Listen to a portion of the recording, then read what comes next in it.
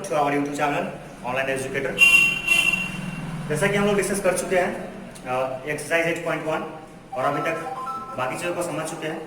आज हम लोग पार्ट 5 का बात करेंगे, जिसमें क्वेश्चन नंबर 8 से आगे बढ़ेंगे हम लोग। अभी हम लोग डिस्कस करेंगे क्वेश्चन नंबर 8 के बारे में और देखेंगे कि ये कैसे सॉल्व होता है। क्वेश्चन नंबर 8 तो देखते हैं आप। If 3 cot a is equal to 4, check whether 1 minus tan square a divided by 1 plus tan square a is equal to cos square a minus sin square a। यानी कि हम लोगों को एक वैल्यू दिया गया है 3 cot a is equal to 4 और यहाँ से चेक करना है कि tan 1 minus tan square a divided by 1 plus tan square a is equal to cos square a minus sin square a, कि ये जो गिवन वैल्यू है ये आपस में इक्वल है या नहीं है। यानी कि जो टेनोरल रेशियो के फॉर्म में दिया गया है इस वैल्यू को चेक करना है कि आपस में इक्वल हो या नहीं हो। अगर है तो यस और नहीं है तो नो। तो उसी को हम लोग चेक करेंगे। चेक करने के लिए क्या करना है, पहले इस डेटा से हम लोगों को tan का वैल्यू फाइंड करना पड़ेगा, फिर cos का और फिर sin का। यानी कि tan cos sin का वैल्यू फाइंड करना पड़ेगा। उससे उसी डेटा से हम लोग इसको दिखाएंगे कि आपस में इक्वल है या नहीं। यानी करना क्या होगा, करना होगा कि पहले tan निकालेंगे, tan को फाइंड करने के बाद इसमें वैल्यू पुट करेंगे और इसका एक वैल्यू फाइंड कर लेंगे कि इसका वैल्यू कितना आया। और उसके बाद जो वैल्यू फिर cos का और sin का इसमें पुट करने के बाद आएगा वो आपस में अगर इक्वल होगा तो यस, अगर नहीं है इक्वल तो नो। उसी चीज को हम लोग यहाँ पे देख लेते हैं। तो सबसे पहले हम लोग जो गिवन है उस गिवन डेटा से आगे बढ़ते हैं। तो शुरू करते हैं अब यहाँ से। Given 3 cot a is equal to 4, so cot a is equal to 4/3। जैसा कि हम लोग पढ़ चुके थे कि कोई भी अगर नंबर यहाँ पे मल्टीप्लाई में है तो क्या करना होता है, पहले एक रेशियो जो दिया गया है उस रेशियो को एग्जैक्टली हम फाइंड कर लेते हैं कि कितना वैल्यू होगा। तो यहाँ पे हम लोग को वैल्यू दिया गया था 3 cot a इक्वल टू 4, तो simply cot a equal to क्या हो जाएगा 4/3। और हम लोग फॉर्मूला जानते हैं cot का। तो cot का फॉर्मूला क्या होता है, cot a is equal to हो जाएगा फॉर्मूला tan का होता है परपेंडिकुलर बेस, तो इसका हो जाएगा बेस बाय परपेंडिकुलर। तो ये हो जाएगा बेस बाय परपेंडिकुलर। और जब ये बेस बाय परपेंडिकुलर होता है तो बेस का वैल्यू हो जाएगा 4 और परपेंडिकुलर का 3। So base equal to 4 and perpendicular equal to 3। अब बेस का वैल्यू हमको पता चल गया 4, परपेंडिकुलर का वैल्यू पता चल गया 3। तो हमको फाइंड क्या करना है अब यहाँ से हम लोग को तीसरे को फाइंड करना पड़ता है। किसी भी क्वेश्चन में हम लोग को फाइंड करना पड़ता है। जब भी अगर रेशियो को फाइंड करना है तब, जैसे कि tan फाइंड करना है, cos फाइंड करना है, sin फाइंड करना है, तो sin ये h का वैल्यू तो जरूरत है। तो यहाँ पे हम लोग क्या करेंगे, फिर से लिखेंगे we know h square is equal to P square plus B square.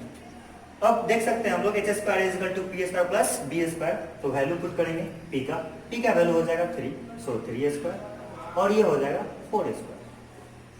जैसा कि आप सब लोग जानते हैं 3 का स्क्वायर हो जाएगा 9 और 4 का स्क्वायर हो जाएगा 16। So 9 plus 16 is equal to 25। तो हेंस h का वैल्यू कितना आ जाएगा, root under 25 is equal to simply 5। यानी कि ये वैल्यू हो गया 5। अब जब ये वैल्यू हो चुका है 5 तो हम लोग क्या करेंगे, अब हम लोगों को इसमें वैल्यू पुट करना है। पहले फाइंड करना है tan, फिर cos, फिर sin। तो पहले हम लोग फाइंड कर लेते हैं tan का कितना होगा। तो tan का वैल्यू हम लोग फाइंड कर लेते हैं अब यहाँ से। Therefore tan a is equal to perpendicular by base. Perpendicular का वैल्यू यहाँ से हम लोग को पता है 3 अपॉन और ये बेस का वैल्यू 4। तो tan का वैल्यू हमको पता चल गया। अब आगे पता करना है cos का वैल्यू। तो cos a is equal to हो जाएगा base by hypotenuse. So base का वैल्यू यहाँ से 4 और हाइपोटेनस का वैल्यू यहाँ से 5। ये हो गया cos। अब फिर चाहिए sin। अब sin का sin a is equal to sin का हो जाएगा परपेंडिकुलर बाई हाइपोटेनस। सो अब परपेंडिकुलर, तो परपेंडिकुलर का वैल्यू यहाँ से 3 और हाइपोटेनस का वैल्यू यहाँ से 5। तो अब हम लोग तीनों वैल्यू को फाइंड कर चुके हैं और इससे हम लोग को फाइंड करना है इस वैल्यू को।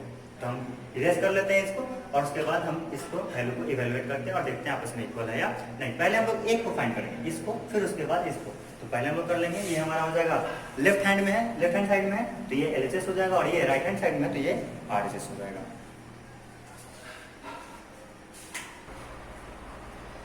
जो कि वैल्यू हम लोग देख चुके थे। tan का वैल्यू 3/4 हम लोग फाइंड किए थे, sin का 3/5 फाइंड किए थे और cos का 4/5 फाइंड किए थे।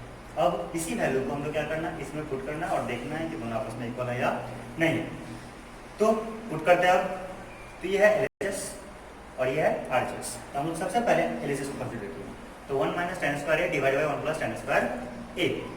अब पुट करते हैं वैल्यू को। तो यहाँ 1 माइनस टेन स्क्वायर है, टेन का वैल्यू 3/4, तो 3/4 स्क्वायर, जो कि क्योंकि स्क्वायर लगा हुआ है स्क्वायर, माइनस 1 माइनस प्लस और फिर से टेन स्क्वायर, तो टेन का वैल्यू फिर से क्या होगा 3/4 और ये हो जाएगा फिर से स्क्वायर। अब इस वैल्यू को हम लोग आगे बढ़ा करके देखते हैं कितना आ रहा है। तो 1 1 ही रहेगा, माइनस 3 का square 9 divided by 16 divided by 1 plus फिर से 9 डिवाइडेड बाई 16। अब हम लोग एलसीएम ले सकते हैं। अब एलसीएम लेंगे तो यहाँ पे बाई में 1 है, तो एलसीएम कितना आ जाएगा 16 आएगा एलसीएम, और ये 1 से 16 में डिवाइड होगा, 16 1 से मतलब 16 आ जाएगा और माइनस 9। फिर अब यहाँ पे देखेंगे तो फिर से 16, यहाँ पर 16 और प्लस ये 9। अब ये 16 और ये 16 कैंसिल आउट हो जाएगा, तो आगे जो वैल्यू आएगा 16 माइनस 9। जब हम लोग घटाएंगे तो कितना आ जाएगा 6 हम लोग घटा लिए, फिर उसका 3 घटाएंगे तो ये 7 डिवाइडेड बाई 16 एंड 9 25। ये हो गया हमारा इसका वैल्यू, यानी कि 7/25। अब हम लोग को चेक करना है कि क्या ये भी वैल्यू 7/25 ही आ रहा है। अगर आएगा तो दोनों आपस में इक्वल है, और नहीं आया तो दोनों आपस में इक्वल नहीं होगा। तो ये हमारा LHS है। अब हम लोग RHS को देखते हैं। अब LHS को हम लोग फाइंड कर चुके थे, अब हम लोग RHS फाइंड कर रहे हैं। इसमें अब देखते हैं वैल्यू। कॉस का वैल्यू पुट करेंगे 4/5, तो यहाँ हो जाएगा 4/5 स्क्वायर, माइनस साइन का वैल्यू 3/5 स्क्वायर। अब देख लेंगे यहाँ से 4 स्क्वायर 16, 5 स्क्वायर 25, माइनस 3 स्क्वायर 9 और ये 5 स्क्वायर 25। अब यहाँ पे 25 सेम है नीचे, तो क्या हो जाएगा एलसीएम 25 ही हो जाएगा, और ये हो जाएगा 25 वन टाइम में करेगा, 1 से मल्टीप्लाई 16 हो जाएगा। 16 को जब 1 से मल्टीप्लाई करेंगे तो 16 ही रहेगा, फिर माइनस, फिर 25 से वन टाइम में, फिर 1 से मल्टीप्लाई 9 को, तो ये 9 हो जाएगा। अब हो जाएगा 16 माइनस 9 और ये हो जाएगा 7 डिवाइडेड बाई 25। अब आप पिछला वैल्यू देखे होंगे जो कि LHS था और RHS था, दोनों वैल्यू क्या मिल रहा है हमको, सेम मिल रहा है 7/25। So therefore LHS is equal to RHS। ये हम लोग का प्रूफ। तो यस, ये सही। अब क्वेश्चन नंबर 9 की तरफ बढ़ते हैं। अब इसमें देख रहे हैं in triangle ABC right angles eight B if tan A is equal to 1/√3 then find the value of first sin A cos C plus cos A sin C, और सेकेंड है cos A cos C minus sin A sin C। यानी कि ये भी question पिछले वाले question की तरह ही है, जिसमें क्या वैल्यू हमको दिया गया है, tan का वैल्यू दिया गया और sin A cos C plus cos A sin C का वैल्यू पूछा गया है, और फिर दूसरा cos A cos C minus sin A sin C का वैल्यू पूछा गया है। इसको भी हम लोग पिछले की तरह ही बना सकते हैं, यानी कि tan का वैल्यू दिया हुआ है तो फिर क्या करना पड़ेगा, sin का वैल्यू फाइंड करेंगे, cos का वैल्यू फाइंड करेंगे, यानी कि sin A का फाइंड करेंगे, cos C का फाइंड करेंगे, cos A का फाइंड करेंगे, और फिर sin C का फाइंड करेंगे, और फिर हम उसको बना सकेंगे। लेकिन इसमें अगर हम लोग इस तरीके से बनाते हैं तो ये थोड़ा लंबा जाएगा, तो हम लोग क्या करते हैं थोड़ा शॉर्टकट बनाएंगे, यानी कि शॉर्ट तरीके में हम इसको सोचेंगे कि बहुत कम समय में इसको सॉल्व कर लें। तो हम लोग ज्यादा कुछ नहीं करेंगे, बस सबसे पहले क्या करना है कि tan से h का वैल्यू को पता कर लेना पड़ेगा, क्योंकि हम लोग जानते हैं कि tan में p और b का वैल्यू हमको पता है। तो जब p और b का वैल्यू पता है तो हम h का वैल्यू फाइंड कर लेते हैं। जब h का वैल्यू फाइंड कर लेंगे तो वहां से हम जो भी वैल्यू यहाँ से हमको पूछेगा उसका वैल्यू पुट कर लेंगे और फिर वैल्यू को फाइंड कर लेंगे। तो देख लेते हैं अब यहाँ से गिवन है tan A is equal to 1/√3, यानी कि ये हो जाएगा परपेंडिकुलर बाई बेस, यानी कि p का वैल्यू आ गया 1 और बेस का वैल्यू आ गया √3। अब हम लोग क्या करेंगे, h का वैल्यू फाइंड करेंगे, तो we know h² is equal to p² plus b²।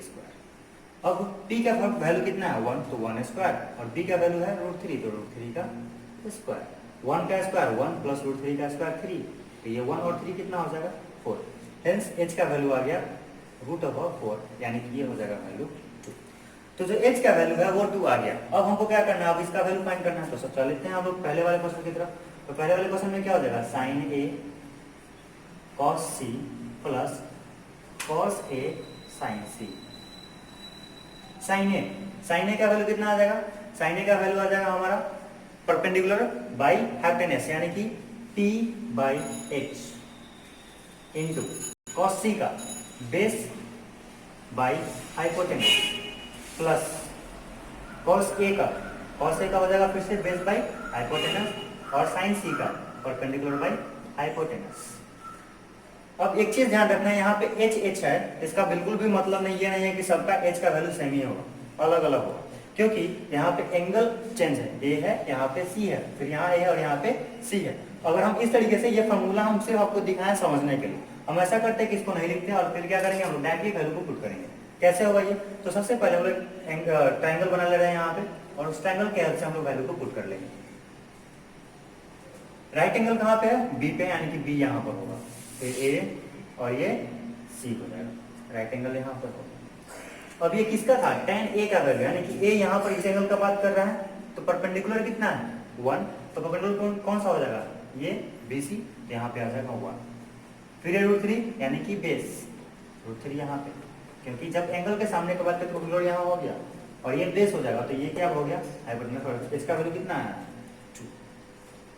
अब इसके हेल्प से डायरेक्ट हम वैल्यू को पुट करते हैं, साइन ए मतलब एंगल ए का बात किया यहाँ से, तो जब एंगल ये है ए, तो इसका फॉर्मूला क्या था, P बाई एच, P मतलब परपेंडिकुलर कौन सा, एंगल ए के लिए 1 हो, तो 1 डिवाइडेड बाई h कितना है 2, फिर इंटू कॉस सी पे आएंगे, तो एंगल कौन सा है, C है एंगल, तो एंगल जब C होगा तो कॉस का फॉर्मूला आएगा, मतलब कॉस क्या, तो बेस बाई हाइपोटेनस, तो बेस कौन सा, बेस ये तो परपेंडिकुलर हो जाएगा, तो बेस हो जाएगा 1, तो फिर से 1 डिवाइडेड बाई हाइपोटेनस कितना हो जाएगा 2, यानी कि 1/2 इंटू 1/2, क्लियर।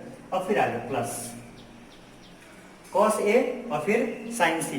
अब कॉस ए का बात कर रहे हैं, तो फिर से क्या, इस एंगल पे आएंगे, तो इसमें क्या होगा बेस, तो बेस कौन सा हो जाएगा, ये तो परपेंडिकुलर है, बेस हो गया √3 एंगल ए के लिए, तो √3 डिवाइडेड बाई h कौन सा रहेगा 2 ही रहेगा, फिर इंटू साइन सी। अब साइन सी पे आएंगे तो क्या होगा, साइन सी पे आएंगे तो फिर से परपेंडिकुलर, तो सी के लिए परपेंडिकुलर कौन सा √3 डिवाइडेड बाई हाइपोटेनस कौन सा है, ये हो गया 1 इंटू 1 डिवाइडेड बाई 2 2 जा 4, फिर प्लस √3 इंटू √3 यानी कि सिंपली 3, क्योंकि √3 का स्क्वायर जो होगा, यानी कि जब हम लोग √3 इंटू √3 करेंगे तो क्या हो जाएगा, √3 का स्क्वायर इजिकल टू स्क्वायर से रूट कट गया कितना आ जाएगा 3, तो वही चीज यहाँ पे आ गया 3 डिवाइडेड बाई 4।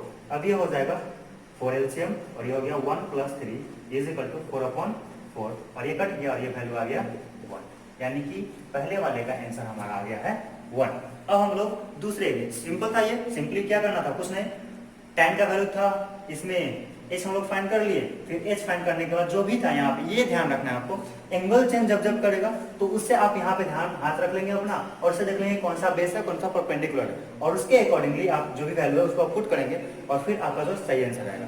एंगल पे ध्यान रखेगा हमेशा, जो भी जब भी करना एंगल को एकदम दिमाग में रखे कि एंगल ए है या फिर सी है, उसके बाद आपका ये सही रहेगा। अब ये पहला खत्म हो गया, हम लोग दूसरा को देखते हैं, यानी कि cos A cos C minus sin A sin C। अब हम लोग क्वेश्चन नंबर 2 को देख लेते हैं। अब इसमें cos A, फिर से अब एंगल को पकड़ना है, जैसे कि एंगल को अब यहाँ पे क्या है, एंगल A को पकड़ना है, फिर इसमें एंगल C को पकड़ना है, फिर A को फिर C को, तो बस उसी तरीके से जैसे हम लोग पिछले देखे थे पिछले वाले क्वेश्चन में, उसी तरीके से हम इसमें भी पकड़ेंगे। तो अब देख लेते हैं cos A, तो cos A फॉर्मूला क्या होगा, बेस बाई हाइपोटेन्यूज, तो cos A यहाँ पर, तो बेस कौन सा हो जाएगा, तो A के लिए परपेंडिकुलर ये जो कि हम पहले बता चुके हैं आपको, ये परपेंडिकुलर बेस कौन सा हो जाएगा √3, अब ये √3 बेस डिवाइडेड बाई हाइपोटेन्यूज कितना है 2 है, इनटू cos C। अब C का बात है, ये खत्म हो गया, अब C पे, तो C पे फिर से हम इधर आ जाएंगे C। अब इस C के लिए परपेंडिकुलर ये, तो बेस कौन सा हो जाएगा 1, क्योंकि हमको cos का वैल्यू फाइंड करना है, तो बेस होगा बेस बाई हाइपोटेन्यूज, तो बेस 1, तो यहाँ पे 1 डिवाइडेड बाई हाइपोटेन्यूज कितना है 2 माइनस sin A। अब sin A फिर से एंगल A पे है, sin A पे जैसे हम बात करेंगे तो फिर क्या परपेंडिकुलर कौन सा हो जाएगा, तो sin के लिए P बाई H होता है, P यानी कि P हो गया 1, तो 1 डिवाइडेड बाई हाइपोटेन्यूज कितना हो जाएगा 2 इनटू sin C। अब sin C का बात करना है, तो sin C में कौन सा हो जाएगा, sin C में जैसे हम लोग आएंगे यहाँ से तो क्या हो जाएगा, ये परपेंडिकुलर, तो परपेंडिकुलर ये हो जाएगा, तो √3 यहाँ पर डिवाइडेड बाई ये 2, ये हो गया हमारा √3 डिवाइडेड बाई 2 2 जा 4 माइनस √3 डिवाइडेड बाई 4।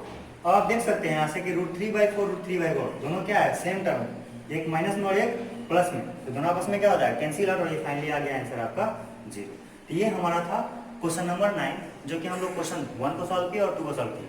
अभी से आपका थोड़ा जो लेवल वो धीरे धीरे बढ़ना शुरू हो चुका है, यानी कि अभी से हम लोग थोड़ा सा स्टडी अपना मजबूत करेंगे।